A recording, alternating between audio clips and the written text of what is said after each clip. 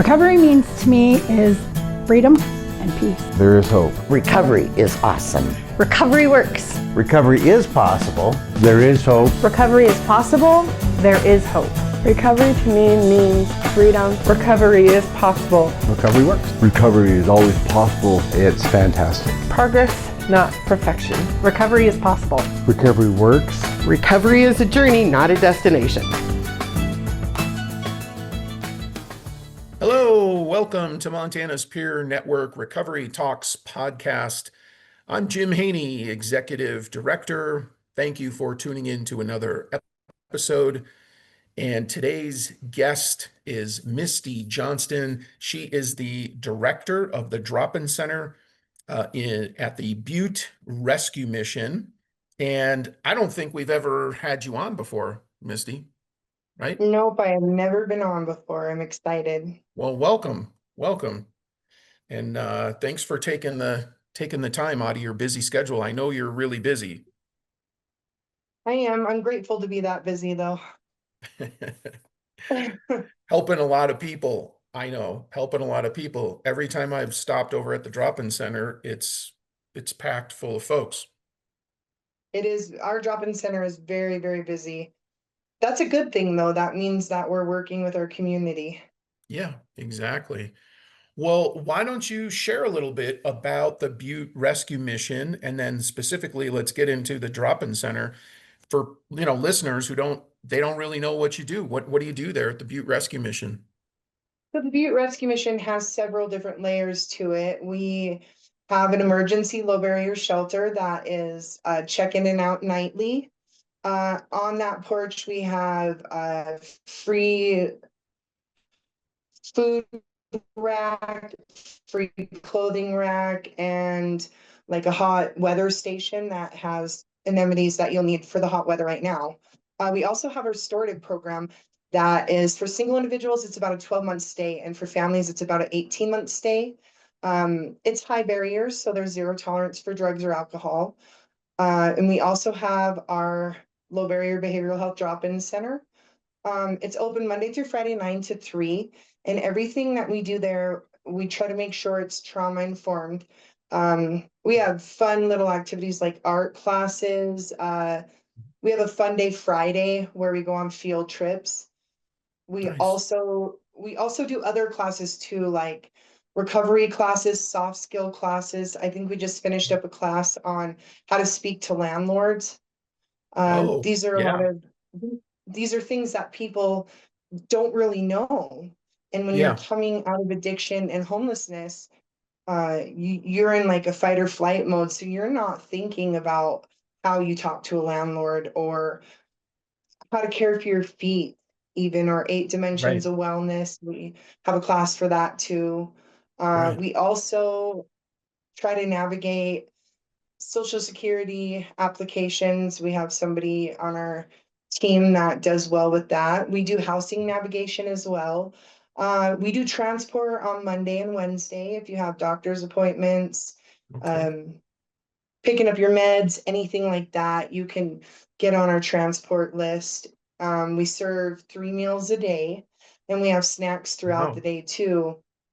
And we have 4 licensed behavioral health peer support specialists who are there to help you individually. Everybody has different needs and nobody is the same. So we try to meet them where they're at and help them navigate what their problem is, what they feel, not what we feel should be navigated, but what they would like us to help them navigate. Nice. And you serve men and women there, correct? We do. We serve men and women. On our restorative side, we serve emergency families too. But our behavioral health center is low barrier. So not to say we turn a family away, we would just navigate them in a different way. So we won't turn anybody away. Right. Well, I know the services you have there, it's really robust. I mean, you really are offering a variety, I guess that's the better word, a variety and it's all around recovery and getting healthy, right? I mean, I heard you say the high barrier no tolerance, drugs, substance use, alcohol, that sort of thing. So if someone's going to come there, they got to engage in recovery to improve their They life. really do. They do. So And when they you're, first come, oh, sorry. no, go ahead. Okay. When they first come and they're still in the throes of addiction and they're scared and they're hurting, we don't push too hard there. We give them a soft place to land, and usually just coming for a few days, that they want to have recovery. They'll sleep on our couch for like a week, and we just let them too, Mhm. because sometimes that's what you need to come out of it. And our main Right. goal at our drop-in center is either housing off campus, but more preferably into our restorative program so we can start really working in recovery. Mm-hmm. And that's the 18-month program. Yes, See, it can be longer yeah. if, And if, if people need more. that is so great because, one of the things I've talked about this over the years, many presentations and sometimes in my trainings, we have this system that says within 2 weeks or 30 days, you're supposed to like transform your whole life when you go into treatment, traditional treatment programs. And I've always said it's not enough time, right? It is So not enough no time. way. There's no way. Those of us, right, right, we're in recovery. We know that there's no way you can turn around your life in a couple of weeks or The even in a fog month. barely, Yeah, the fog doesn't lift even in that time. exactly. Exactly. So I think that's great that you have an extended program. I mean, 18 months is a long time.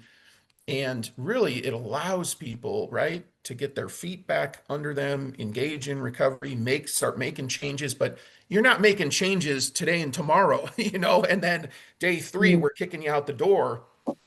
That's wonderful. That's really, really wonderful. Um, and it's just a different approach. It's one of the things I've always enjoyed about your program. And I know you also have, and this is something I'm very interested in, you also have a greenhouse. We do. And Yeah. that was a big part of our drop-in center this year is all of our drop-in center attendees who wanted to, I guess we don't force people. We have a community garden too that has 12 or 13, I can't remember, individual plots. So this is something that we started way back in the spring, and everybody from our drop-in center, uh, we started plants from seeds, Nice. very on purpose. Yeah. And then we let them germinate in the greenhouse, and they would go down and they would water their plants. And when they started sprouting and when it was time, they planted them in there, and they got to see the fruits of all that just recently. Right. And it was really an amazing experience to see people from the start to finish when they could understand that they grew that, like that was life that they made. Right. It hit people harder than I thought it would, but it was so Really? amazing. Yeah, Yeah. it was really great. Yeah. Well, I'm a huge fan of gardening. I garden. I have a greenhouse at my house and a garden. And I think it's a big part of the recovery process and learning how to care for something else, growing it from a seed, right? And if you don't take care of it, it doesn't grow, right? And so I think it's great. And I wish more of the drop-in centers, there's a couple that have gardens, uh, raised beds and stuff. I wish more of the drop-in centers had garden spaces for people because the impact is huge, you know? It is huge. And Yeah, you don't even realize what you're doing. right. You don't Exactly. realize the seeds, like you're planting seeds, but you don't realize that the seeds that you're planting are also like metaphorically planting seeds. I don't know Yes. how to say that, Yeah, no, but no. I think that's it. It's a metaphor for your life. The did we lose your camera there? I don't know. I was trying to fix it. Your Oh camera yeah, it turned off. turned off. I don't know There how you it did go. that. I'm Oh, we got sorry. you back. Oh, we got you back there. No, I think the gardening, that's exactly it. It's a metaphor. I not only have my garden, my greenhouse, but I grow flowers too, and I do the same thing, right? Is germinating them in the greenhouse, and then when it's warm enough, planting them outside and watching them flourish. And I think it's great because I don't know about you and your recovery, but like, I mean, do you ever feel like this? Like you can't just keep going to meetings all the time. There's other Yes, there's yes. other aspects, right? At some point, you have to realize that it is about recovery, but it isn't just about recovery. Yeah. That there's many other avenues that build and feed your recovery that don't Yes. involve meetings. They involve real life, real world things that Yes. feed you. Yeah, exactly. Exactly. How long you been working at the Butte Rescue Mission? So I've been there for 6.5 years. Um, Oddly enough, I was the first person to check in as a resident there in our new campus, Yeah. and ended up working my way up into the position that I'm currently in. Um, and I love it. I think I've been in every possible position there. Um, and I just really support it. I know what we're doing there and I know the way we're moving. I forgot to Yeah. mention that by Thanksgiving, we should be done with construction on our Center of Hope too. Nice. Nice. I know you've been doing that project for quite a while. Yeah. So that's going Yeah, to give you a yeah. a lot of new space, right? It really will. Right now, we're not really making as big of an impact as we could be with our food services in our community. So this is going to give us an opportunity with a bigger kitchen and a bigger dining room to be able to do that. It'll also give us our old kitchen to try to start baking and doing baked goods. So this is, Nice. besides helping people, this is going to really impact our community in Yeah. some of the best ways. You could start doing sourdough bread. I That's something that I do in Yes, the winter. Get some sourdough starter going. Once it gets fall, I get this that going and then start baking loaves. I'm not a great baker, but I'm getting better. Each year I get a little better at it. that's awesome. I'm not a baker. Yeah, I'm not a very I good love baker. baked goods. Yeah, me too. Me too. Me too. But a few years ago, I took on this idea that I'm going to learn how to make bread. I mean, you can't totally screw it up because there's not that many ingredients in it, right? It's pretty simple. Flour and water and some salt. And and yeah, so like I'd say about every other loaf comes out really good, and then I have one that's not so good. I agree. Yeah. But it is fun. It is fun. And it's like the growing things. It's just like growing plants or vegetables and stuff. You get It to is when you find out you're good at something that yeah, you would have never known if you yeah, didn't try that. Yeah. exactly. Exactly. So you mentioned you were the first person there. So you truly are a peer when people come in and you say, "Hey, I know what it's like because you you were homeless at one time and you came in." And so let's talk a little bit about your own recovery journey. So, what do you think the Um, biggest misconceptions are that people have about recovery? some pretty big misconceptions people have about recovery. One of the biggest ones that really, really bothers me, and it's an awful stigma, is that everybody who is coming out of addiction into recovery are bad people that do bad things, Mm, that live bad lives. Yes, some people in addiction have done things to chase their addiction that weren't right, yeah, but they're not bad people. They may right. have made mistakes in the past, but they're beautiful, wonderful people struggling and hurting. I was one of those people. And nobody would ever they turn their noses down at you. They, Mhm. make fun of you and mock you for needing help. When in actual Right. reality, if somebody if people were nicer to people who were coming out of addiction into recovery, we would be able we would be able to help more people because the stigma would be gone. The stigma follows you so far into recovery, Yeah. the stigma of addiction. Yeah. And that's our real goal, is to change that stigma, to end it, because Mhm. it is not fair to the people struggling when you need a helping hand or a shoulder to cry on.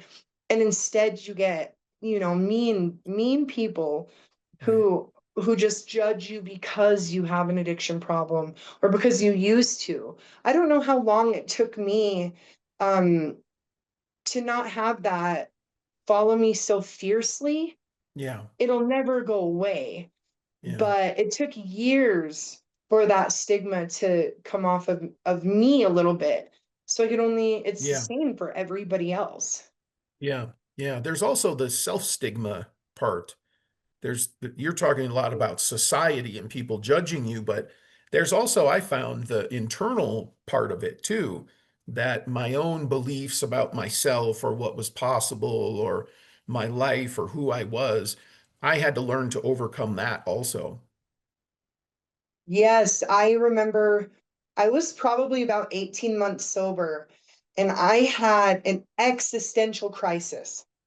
And I was a mess all over the place because what I am only going to be known, what am I only going to be known for, my addiction or my Mhm. recovery?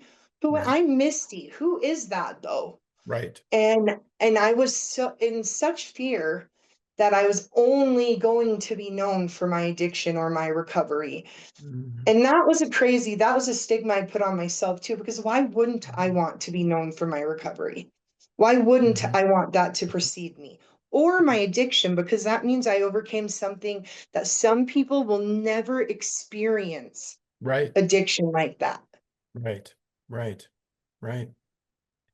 What what does that mean to you, recovery? What does it really mean to you, right? Because we know it's not just about the absence of u- using or self-harm or those things. There's so much more to it. What does it mean to you, Misty?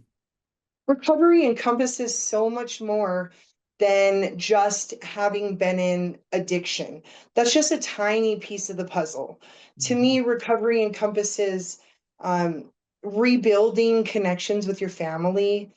It Mhm. encompasses rebuilding yourself, finding out who you are as well. Recovery to me means going out into the community and helping other people that are hurting, showing them that there is a way out. Like, we can't Mhm. do it for you, but we Right. can show you what we did.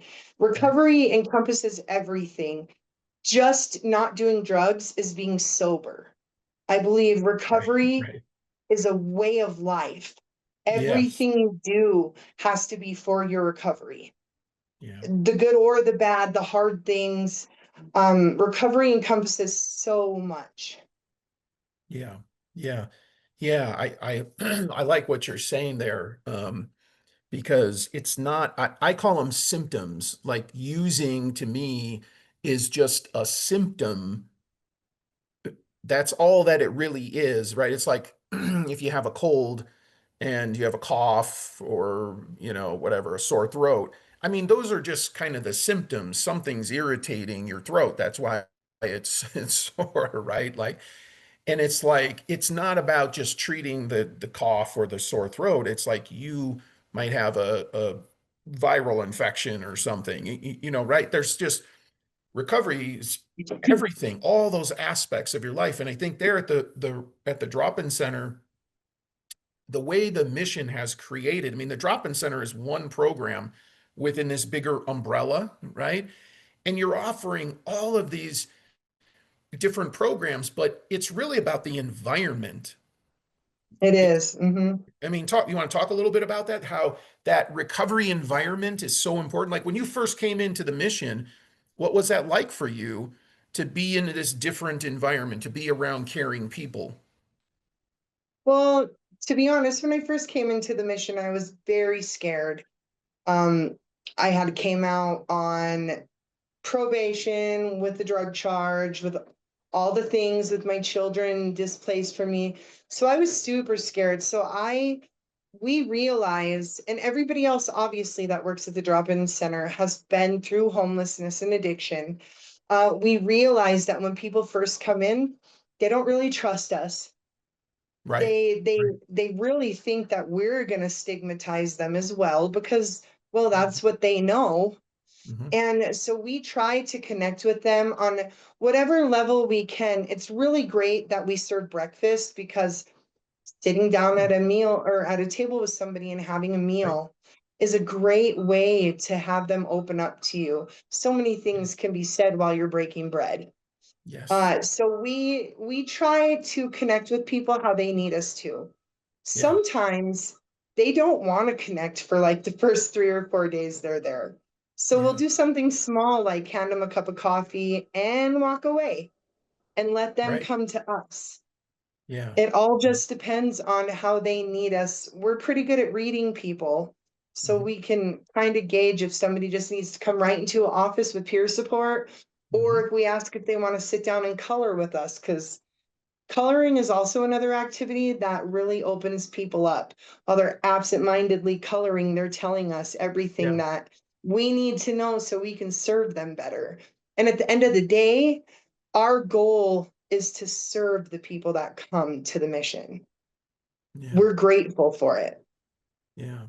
Do you feel like you found your purpose? Like, is this your purpose now in life? 100%. Unless God pulls me somewhere crazy, because I'll listen to him, I'll probably be at the mission until I retire. I know I found my purpose in life. I remember being homeless and hurting and under the grip of addiction with my children on the street. Mhm. And if I can help with children or without children, if I can help somebody find hope, at the end of the day, that's what everything is about, is being able to give somebody hope. That's Mhm. actually probably the foundation of recovery, in my opinion, is Okay. hope. Yeah. Yeah. Yeah. Yeah. That purpose, once you find recovery and you get going on that journey, you said, like, unless God sends me on some other, like, but having a sense of purpose, I feel like is a big key component to getting healthy and living a life in recovery, right? Like It it's really is. it really is, because when you're not purposeful in your life, you're just kind of just it's just happening to you, right? And I think that's one of the Yes. gifts of recovery is you begin to take charge of your own life and find meaning. I mean, this work you're doing, I mean, in 6 years, look at how far you've come in your life. I mean, it's like, look at all the amazing things. It is great. I wake up every day not believing.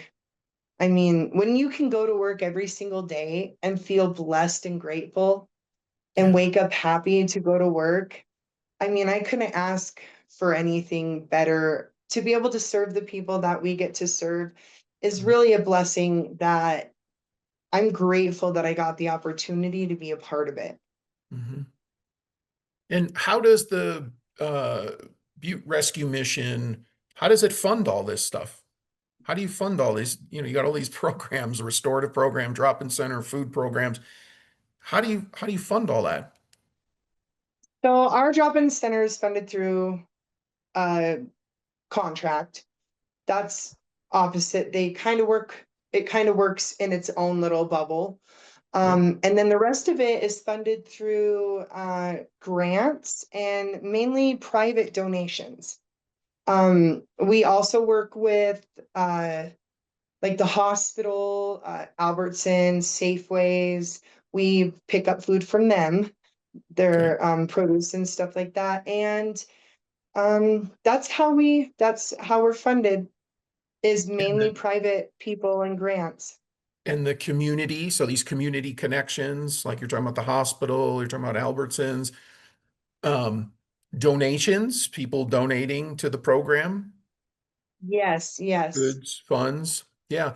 So what else? What talk more about that with the community connection? Like, one, I want people to listen to this and want to donate to your program. So how would they do that? But I think just the connection and how important it is, because I know when you're not well, you're not connected to people. You're not Yes. you're not connected to anybody. You're usually very isolated, right? And that's why I really wanted to come on and talk with you today. Because right now we're serving mainly our homeless population, which is amazing. And we want to continue doing that. But we would like to reach, Johnny, who's sitting on his couch right now, who's contemplating drinking that next beer because he Right. has nowhere safe to go to Right. try to recover and learn the skills. Yeah. That's who we're trying to reach now. Or how about, a mother with her two children that are, food insecure. We'd like to reach her and let her know that she doesn't have to worry about that anymore. So those are the people that we're trying to reach now. Or how about somebody who's in recovery, but they're isolated and they're alone and they're just kind of Right. white knuckling it. We'd Right. like to give them a spot to come so they don't feel alone. They don't have to ride that wave by themselves. We'll ride that wave with you. We'll Yeah. talk you through it. We'll work through anything that you need to work through. And if people want to donate, they can mail it in. They can, I think we have a little scanner for credit cards. Okay. But they can donate in so many more ways than money. That's the least Yeah. amount of what we're talking about. Yeah. Old clothing that they're not going to wear if it's lightly used and it's laundered. We would love that. We have a clothing rack and we try to make it to where they could take it off the hanger and put it on their bodies. So any Right. gently used clothing would be great. Coats, any food you're not using, or if you have a special occasion, you have leftovers, we would love to have that. Yeah. Um, Shoes are a huge thing. Shoes and socks, foot Shoes. care is Okay. very important. Sunblock all year round. People usually think it's just for summer, but when you're out weathering the weather, Right. you can get a sunburn in the snow too. Okay. So Right. we want all of those things. Your time would be the best thing that Okay. anybody could donate. Yeah. Yeah. Yeah. I mean, the concept of a drop-in center, right, is this idea of this free place. It's free. The services doesn't cost you anything to go get support for your recovery. You've got 4 peer supporters there. You've got people who Mhm. care. You've got resources. And you're right that, Johnny who's sitting at home playing on his PlayStation, thinking about drinking another beer again, could choose to come down to the drop-in center, that you don't have to be on the streets. If you need support, you can go down there and participate. And who knows, they might end up like you and end up working there. I mean, who knows what it leads to, or even just the connection to other people in recovery, having a place for people to Yes. go. Yeah. And you will never see a bigger spark in somebody's eyes than somebody who's came to our drop-in center in need of hope. And then when they find it, they turn around to the next person who's coming and hand them that hope. Yes. That's when everything clicks for people. Yeah. Yeah. And it's a beautiful experience that when you get to witness it, then you realize, you remember, you're having a bad day, you remember why you're doing what you're doing. Yeah. Yeah. What's the address of the Butte Rescue Mission? Let's tell people that. So our address is 610 East Platinum. We Okay. are all the way at the end of Platinum, the last buildings on the right. All the way down. Just take that road all the way. And Yeah. that's in Butte, Montana. For those of you who might be listening to this outside Montana, this is a worthwhile project to support. This program does a lot of good in the community, and our communities need more programs like this, really. Quite frankly, they really do. They need more people like you, Misty, who have that lived experience. You're coming from this place of, what it's like and people are walking in and like you said, scared, and to be able to connect with someone, and then all the great resources. I mean, you have a great crew working there. And the one thing I'll say about it is you really have, I'm going to call it a campus.